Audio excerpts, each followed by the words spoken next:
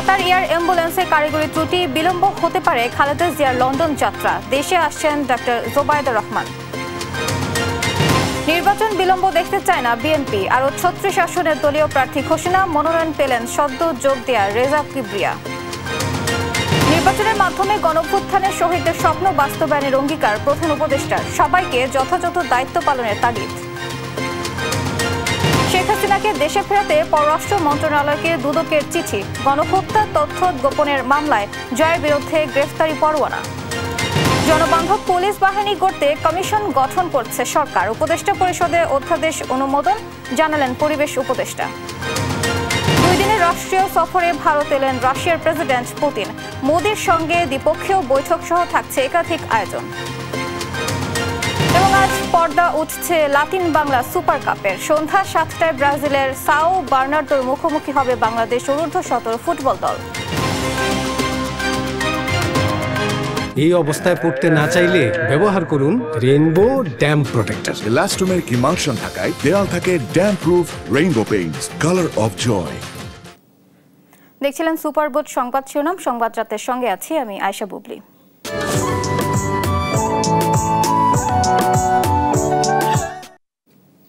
এবার বিস্তারিত।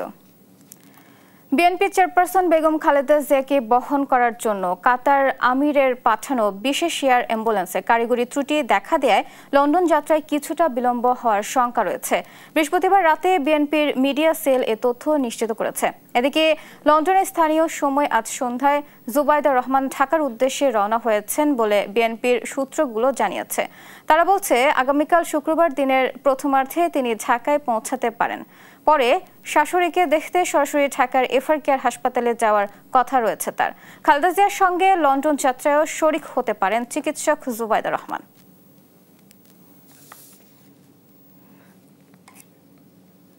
সবকিছু ঠিক থাকলে বিএনপি চেয়ারপারসন খালেদা জিয়া বৃহস্পতিবার মধ্যরাত অথবা শুক্রবার ভোরে লন্ডনের পথে রওনা করবেন।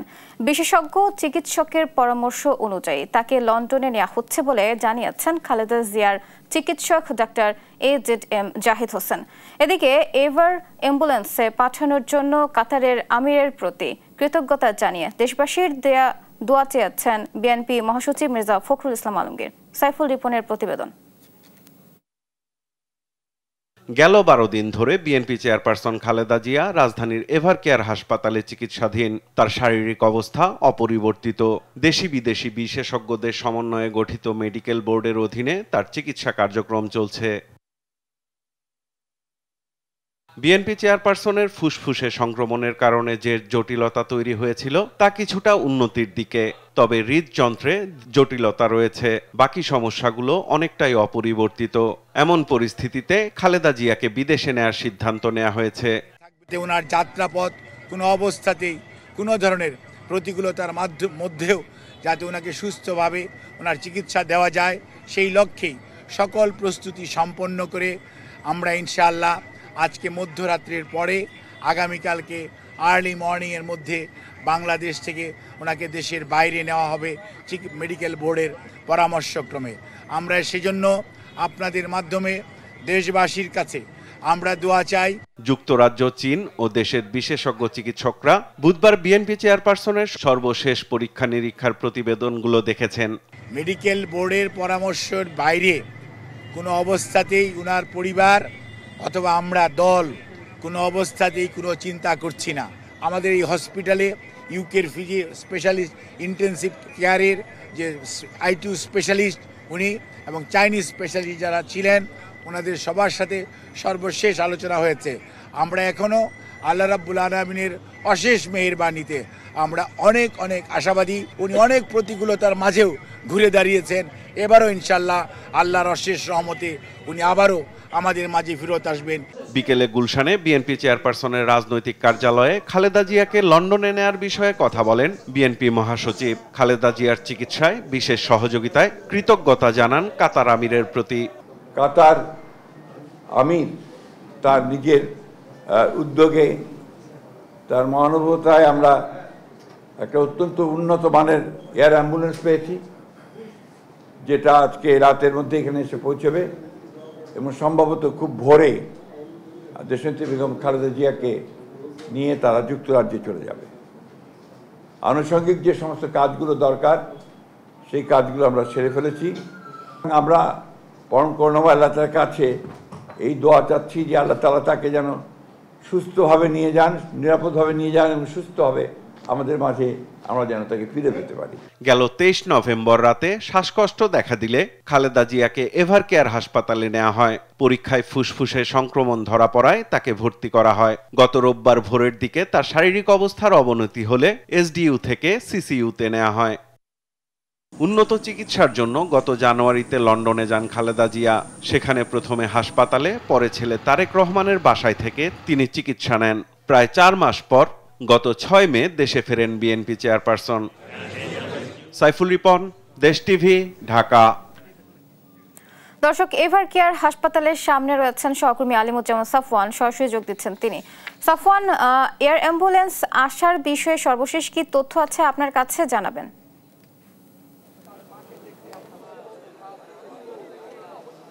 বুবলি, এই মুহূর্তে আমরা এভারকেয়ার হাসপাতালের সামনে রয়েছে এবং আজকে দুপুরে বিএনপির পক্ষ থেকে যে সিদ্ধান্ত নেওয়া হয়েছে বেগম খালেদা জিয়াকে উন্নত চিকিৎসার জন্য কিন্তু লন্ডন নিয়ে যাওয়া হচ্ছে এবং এর প্রেক্ষিতে যে প্রস্তুতিগুলো থাকে সেগুলোই কিন্তু আমরা সারাদিন ব্যাপী আসলে খোঁজখবর রাখছি এবং আমরা ইতিমধ্যেই কিন্তু জানতে পেরেছি তিনি লন্ডনে আসলে যে হাসপাতালে চিকিৎসা নেবেন সেখানে কিন্তু আসলে বিএনপির পক্ষ থেকে সব কিছু আসলে প্রস্তুতি সেরে রাখা হয়েছে। তবে বেগম খালেদা জিয়াকে বাংলাদেশ থেকে লন্ডনে নিয়ে যাওয়ার জন্য প্রথমে কিন্তু 15 সদস্যের তার সফর সঙ্গীর যে তালিকা সেটি কিন্তু বিএনপির পক্ষ থেকে দেওয়া হয়েছিল। তবে কিছুক্ষণ আগে সেখানে আসলে পরিবর্তন দেখেছি আমরা, সেখানে কিন্তু 15 থেকে 18 জন সদস্য করা হয়েছে এবং সেখানে কিন্তু যুক্ত হয়েছেন তার পুত্রবধূ জুবাইদা রহমান। তিনি কিন্তু ইতিমধ্যে আমরা যেটি জানতে পেরেছি যে লন্ডনের হিথ্রো বিমানবন্দর থেকে তিনি ঢাকার হযরত শাহজালাল আন্তর্জাতিক বিমানবন্দরের উদ্দেশ্যে কিন্তু তিনি রওনা করেছেন এবং আর তার ফ্লাইটের যে সময় সেটি অনুযায়ী তিনি আগামীকাল সকাল 9:30-এর মধ্যে ঢাকা বিমানবন্দরে তিনি অবতরণ করবেন এবং সেখান থেকে সরাসরি কিন্তু তার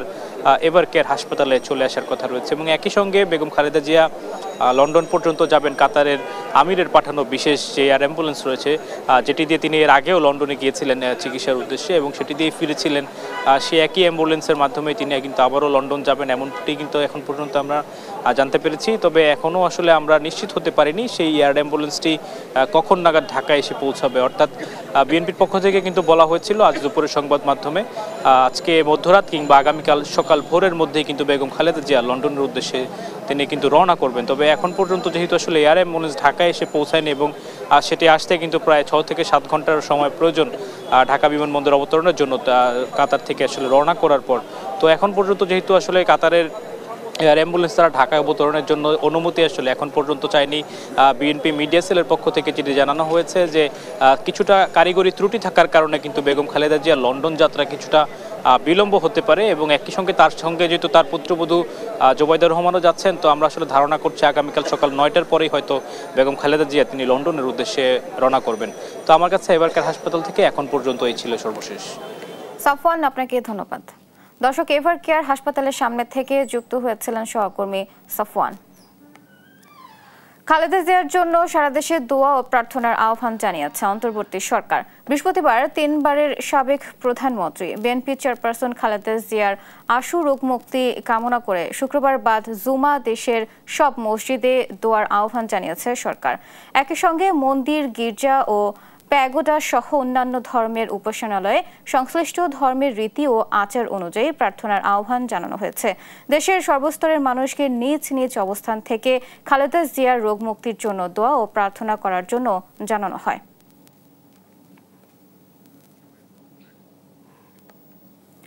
জাতীয় নির্বাচনে আরও 36 জনকে দলীয় মনোনয়ন দিয়েছে বিএনপি। বিকেলে আরও 36 আসনে প্রার্থী ঘোষণা করেন বিএনপি মহাসচিব মির্জা ফখরুল ইসলাম আলমগীর। প্রার্থী পরিবর্তনের আর কোনো সূচক নেই বলেও জানান তিনি। এ নিয়ে 273 আসনে প্রার্থী ঘোষণা করল দলটি। এদিকে সিইসির সঙ্গে দেখা করে যথাসময়ে নির্বাচনের দাবি জানিয়েছে বিএনপি। সাইফুল রিপনের প্রতিবেদন।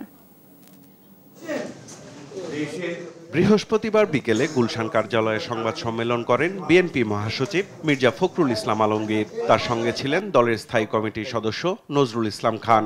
এ সময় খালেদা জিয়ার সুস্থতার জন্য দেশবাসীর কাছে দোয়া চান তারা। আল্লাহ তাআলা তাকে যেন সুস্থভাবে নিয়ে যান, নিরাপদভাবে নিয়ে যান এবং সুস্থভাবে আমাদের মাঝে আমরা যেন তাকে ফিরে পেতে পারি।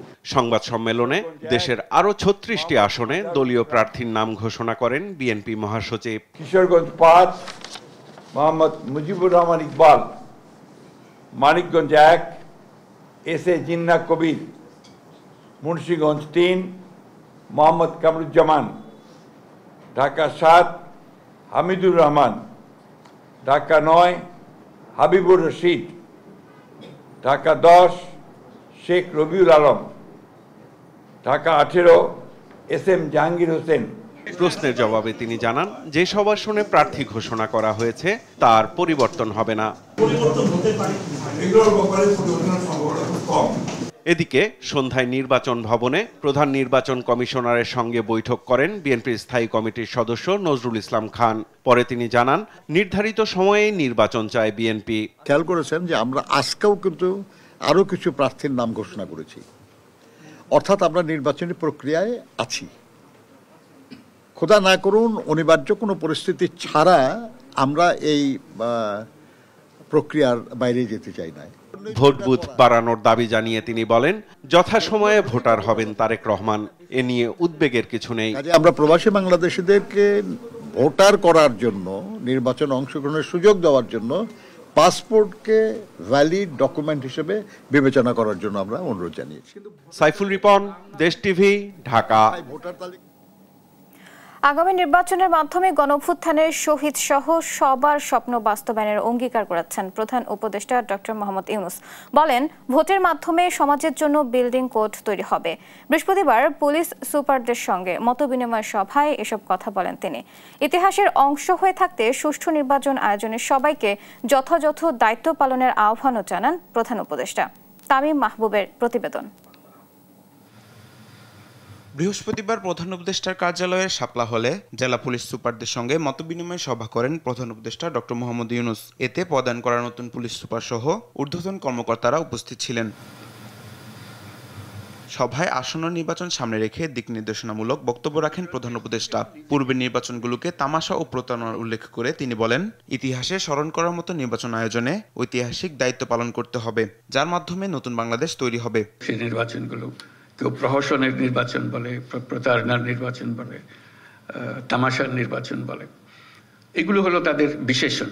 সেখান থেকে আমাদের চলে যেতে হবে বহু উপরে। নির্বাচনের মাধ্যমে যারা নির্বাচিত হলো তোমরা, তারা একটা ঐতিহাসিক দায়িত্ব পালন করার জন্য, এটা ইতিহাসে যেন স্মরণ করে। দলমত নির্বিশেষে সবাই একমত হবে যে আমরা একটা নতুন বাংলাদেশ গড়ার জন্য আমরা আজকে তার জন্ম দেওয়ার মুহূর্তে এসেছি, সেই জন্মটা লাভ করবে। ত্রয়োদশ নির্বাচন আদর্শ নির্বাচন নয় বলে জানান প্রধান উপদেষ্টা। এই নির্বাচনের মাধ্যমে গণঅভ্যুত্থানের সংশ্লিষ্ট সবার স্বপ্ন ও আদর্শ বাস্তবায়ন করবে সরকার। এটা শুধু 5 বছরের নির্বাচন, সনাতন নির্বাচন তা না, এটার একটা বড় গুরুত্বপূর্ণ জিনিস হলো গণভোট। সেটা হলো বিল্ডিং কোড। এই বিল্ডিং কোডটা আমরা তৈরি করে দিয়ে যাব, যেটা শতবর্ষ ধরে এদেশকে, এই জাতিকে সামনে এগিয়ে নিয়ে যাবে। গণঅভ্যুত্থানে যারা শরীক হয়েছিল, আমরা যারা এর সঙ্গে আছি, যুক্ত আছি, এটা তাদের আদর্শ, তাদের স্বপ্ন বাস্তবায়নের ক্ষেত্রে সেই বাস্তবায়নটা আমাদের এই নির্বাচনের মাধ্যমে আমরা করে যাব। দায়িত্ব পালনে দেশসেরা পুলিশ সুপারকে রাষ্ট্রীয় পুরস্কার দেওয়া হবে বলেও জানান প্রধান উপদেষ্টা। দেশের মধ্যে সেরা কে হবে, এবং সেটার জন্য আমি আগেও বলেছি এই ধরনের এক সভায় যে তাদেরকে রাষ্ট্রীয় পুরস্কার দেওয়া। তামিম মাহবুব, দেশ টিভি, ঢাকা। ডক্টর মোহাম্মদ ইউনূসের নেতৃত্বে গঠিত অন্তর্বর্তী সরকারের শপথ ও গঠন বৈধ বলে জানিয়েছেন আপিল বিভাগ। হাইকোর্টের দেয়া আদেশের বিরুদ্ধে লিভ টু আপিল খারিজ করে দিয়েছেন সর্বোচ্চ আদালত। অ্যাটর্নি জেনারেল জানান, এই আদেশের পর আগামী সংসদেও সরকারের বৈধতা অনুমোদনের প্রয়োজন হবে না। আইনজীবীরা জানান, গণঅভ্যুত্থানের ম্যান্ডেট নিয়ে গঠিত সরকারের বৈধতা নিয়ে প্রশ্ন তোলার সুযোগ নেই। আরও জানাচ্ছেন অঙ্কন চৌধুরী। গেল বছর 5 আগস্ট গণ অভ্যুত্থানে আওয়ামী লীগ সরকারের পতনের পর 8 আগস্ট ডক্টর মোহাম্মদ ইউনূসকে প্রধান করে গঠন করা হয় অন্তর্বর্তীকালীন সরকার। নতুন সরকারের শপথের আগে আপিল বিভাগের মতামত নেয়নি রাষ্ট্রপতি মোহাম্মদ শাহাবুদ্দিন। রিটকারী আইনজীবীর মূল যুক্তি হচ্ছে, নিয়ম মেনে মতামত দেয়নি তৎকালীন আপিল বিভাগ।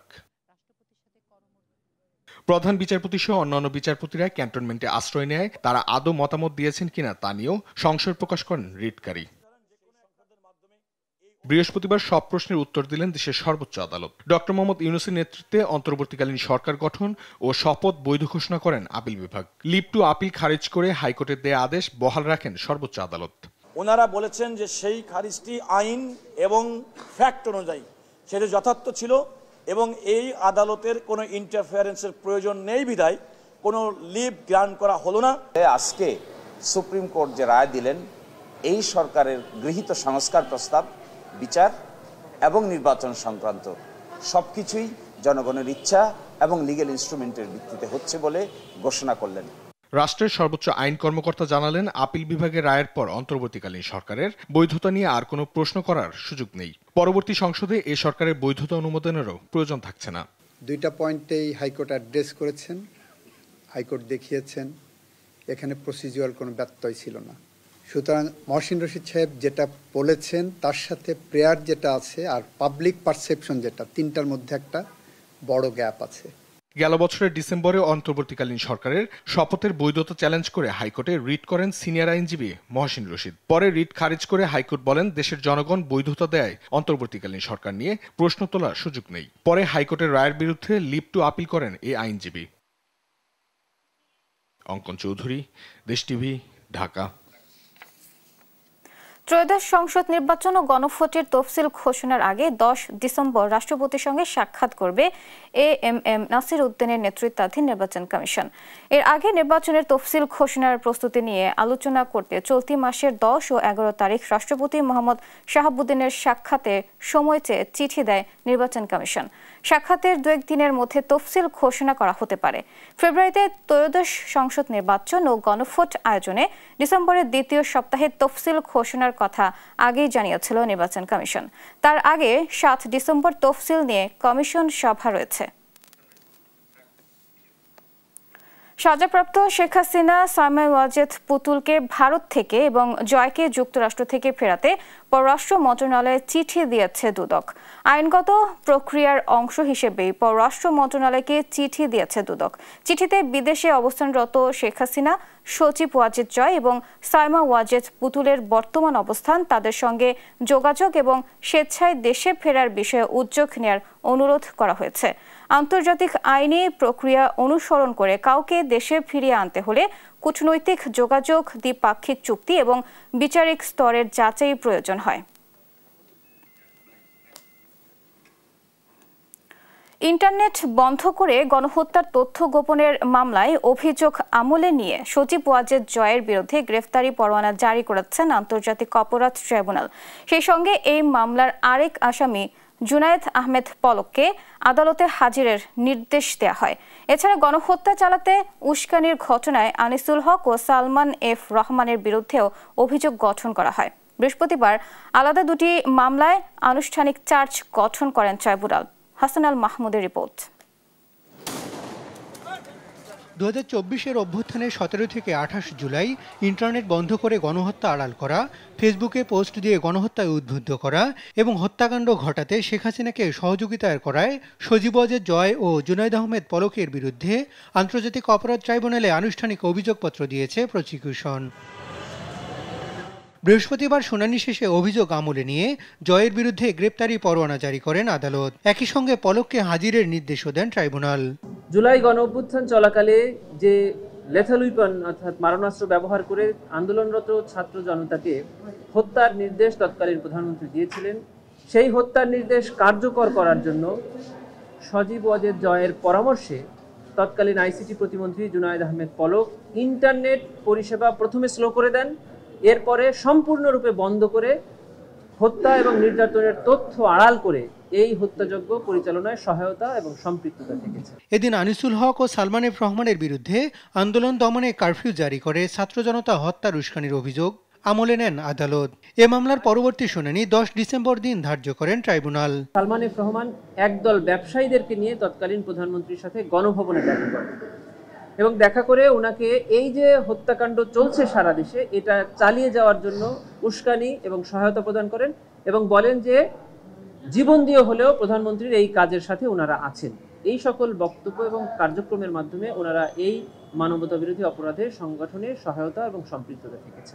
এছাড়া রাজধানীর রামপুরা ২৮ জন হত্যা মামলায় ২ সেনা কর্মকর্তা সহ ৪ জনের বিরুদ্ধে অভিযোগ গঠনের প্রথম দিনের শুনানি হয়। পরবর্তী শুনানি হবে ১৪ ডিসেম্বর। বিজিবি এবং পুলিশ এবং র্যাব কর্তৃক যে হত্যাকাণ্ড চালানো হয়েছিল তার জন্য ৪ জন আসামির বিরুদ্ধে আজকে চার্জ হিয়ারিং এর ডেট ছিল। প্রসিকিউশনের পক্ষ থেকে চার্জ হিয়ারিং সমাপ্ত হয়েছে। আসামিদের পক্ষ থেকে তাদের ডিসচার্জ হিয়ারিং এর জন্য সময় প্রার্থনা করা হয়। হাসান আল মাহমুদ, দেশ টিভি, ঢাকা। পোস্টাল ভোটের ক্ষেত্রে জাতীয় নির্বাচনের নির্ধারিত সময়ের মধ্যে যেসব ব্যালট পৌঁছাবে সেগুলোই গণনা করা হবে বলে জানিয়েছেন পরিবেশ উপদেষ্টা সৈয়দা রিজওয়ানা হাসান। বিকেলে ফরেন সার্ভিস একাডেমিতে উপদেষ্টা পরিষদের বৈঠক পরবর্তী ব্রিফিংয়ে কথা বলেন তিনি। বৈঠকে বন ও বৃক্ষ সংরক্ষণ অধ্যাদেশ, হাওর জলাভূমি সংরক্ষণ অধ্যাদেশ, হাইকোর্ট পার্ক অধ্যাদেশ সহ কয়েকটি নতুন অধ্যাদেশ অনুমোদন দেওয়া হয়। উপদেষ্টা বলেন, পুলিশকে জনবান্ধব গড়ে তুলতে ৫ সদস্য বিশিষ্ট কমিশন গঠন করা হচ্ছে।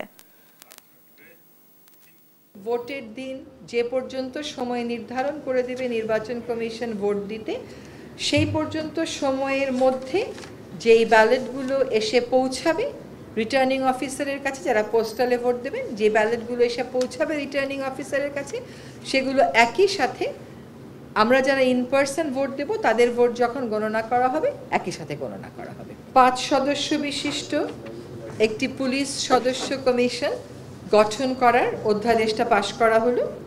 এই পুলিশ কমিশন গঠনের আমাদের উদ্দেশ্যটা হচ্ছে পুলিশকে জনবান্ধব, জনমুখী করা। চট্টগ্রাম বন্দরের নিউমোরিং টার্মিনাল পরিচালনায় বিদেশি প্রতিষ্ঠানের সঙ্গে হওয়া চুক্তি নিয়ে দ্বিধাবিভক্ত রায় দিয়েছেন হাইকোর্টের ২ বিচারপতি।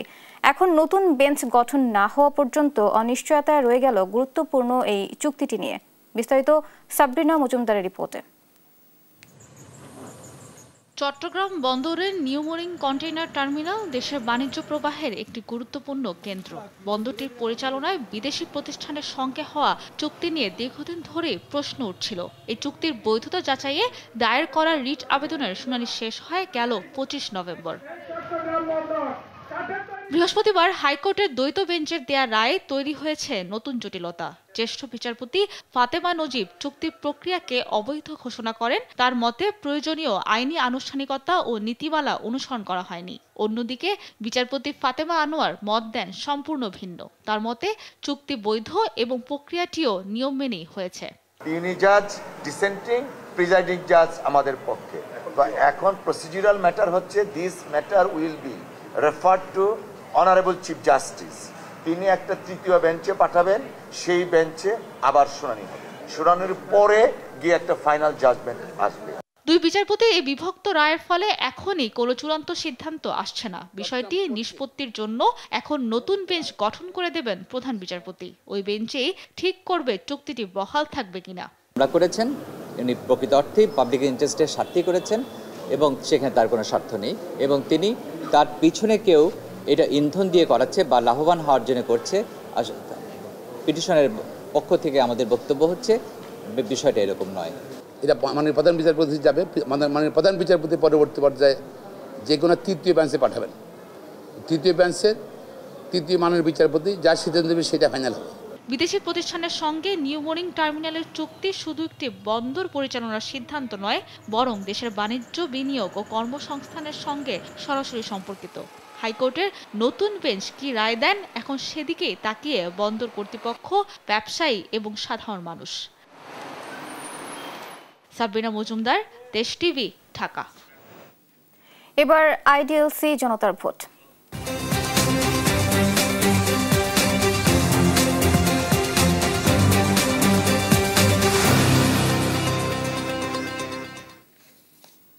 পদ্মা বিধৌত রাজশাহী ৬ আসন। ইতিহাস ঐতিহ্যে সমৃদ্ধ আসনটিতে এখন ভোটের উত্তাপ।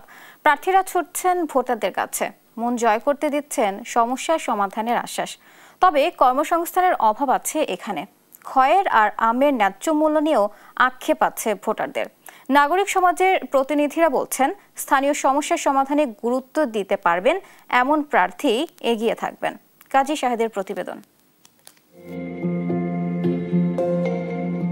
ঐতিহাসিক বাঘা শাহী মসজিদ, বাংলাদেশ পুলিশ একাডেমি, খয়ের আর সুস্বাদু আমের জন্য বিখ্যাত রাজশাহীর চারঘাট ও বাঘা উপজেলা। এ দুটি উপজেলা নিয়েই রাজশাহী 6 আসন।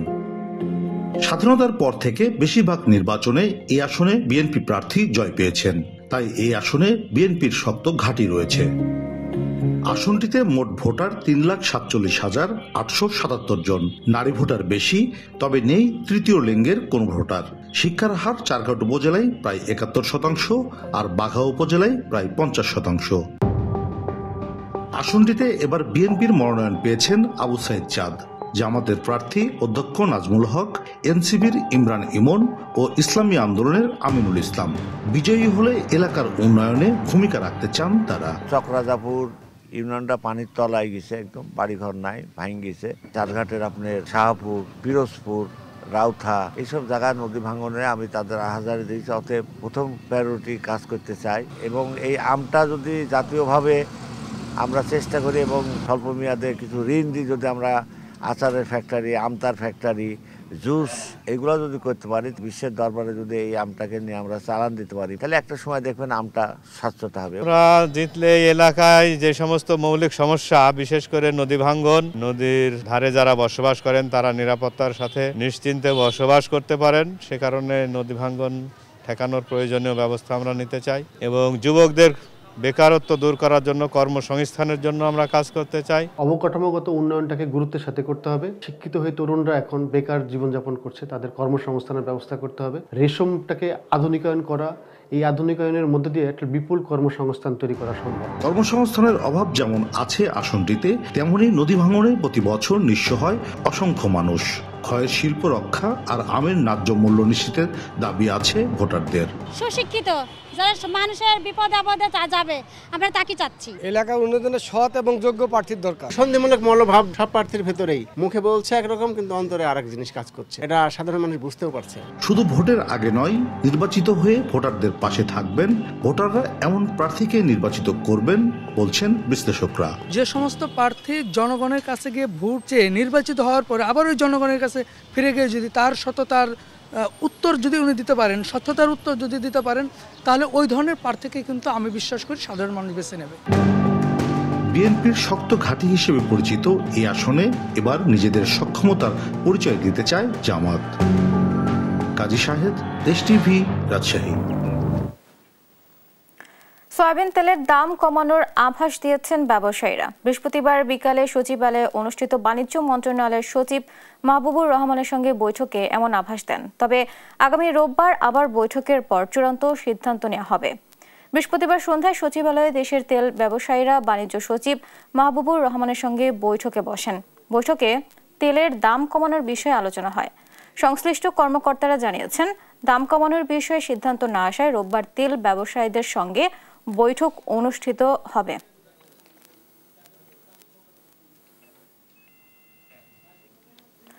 জুতা ও চামড়াজাত পণ্য খাতে সর্বাধুনিক প্রযুক্তি শিল্প, জুতা তৈরির যন্ত্রপাতি, জুতার বিভিন্ন উপকরণ, রাসায়নিক ও আনুষঙ্গিক পণ্যের সমাহার নিয়ে আন্তর্জাতিক প্রদর্শনী লেদারটেক বাংলাদেশ 2025 শুরু হয়েছে। বৃহস্পতিবার রাজধানীর আন্তর্জাতিক কনভেনশন সিটি বসুন্ধরার এক্সপো ভিলেজে এর উদ্বোধন করেন বিডার নির্বাহী চেয়ারম্যান চৌধুরী আশিক মাহমুদ বিন হারুন।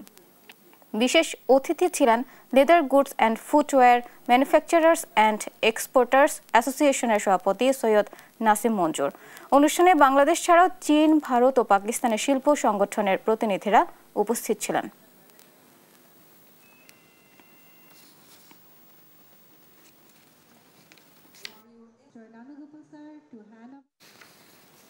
মৌলভীবাজারের কুলাউড়া সীমান্তে বিএসএফ এর গুলিতে এক বাংলাদেশি যুবক নিহত হয়েছে। বৃহস্পতিবার দুপুরে সীমান্তবর্তী এলাকায় কৃষিকাজ করতে গেলে ওই যুবককে লক্ষ্য করে এলোপাতাড়ি গুলি ছোড়ে বিএসএফ। পরে সে দৌড়ে কিছু দূর এসে মাটিতে লুটিয়ে পড়লে স্থানীয়রা উদ্ধার করে কুলাউড়া সদর হাসপাতালে নিয়ে আসেন। সেখানে চিকিৎসাধীন অবস্থায় তার মৃত্যু হয়।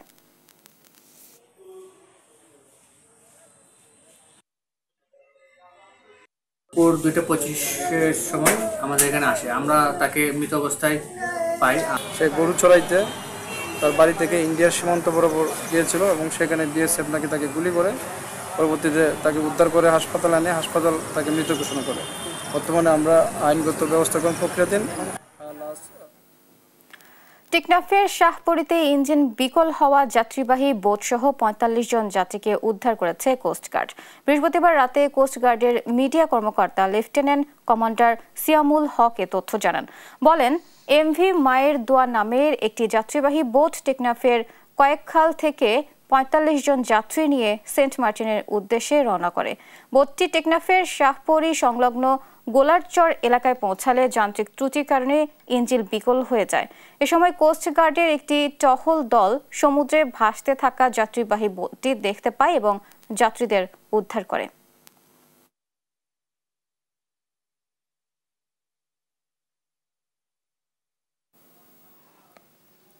চট্টগ্রামের বাস চাপায় ২ মোটরসাইকেল আরোহীর মৃত্যু হয়েছে।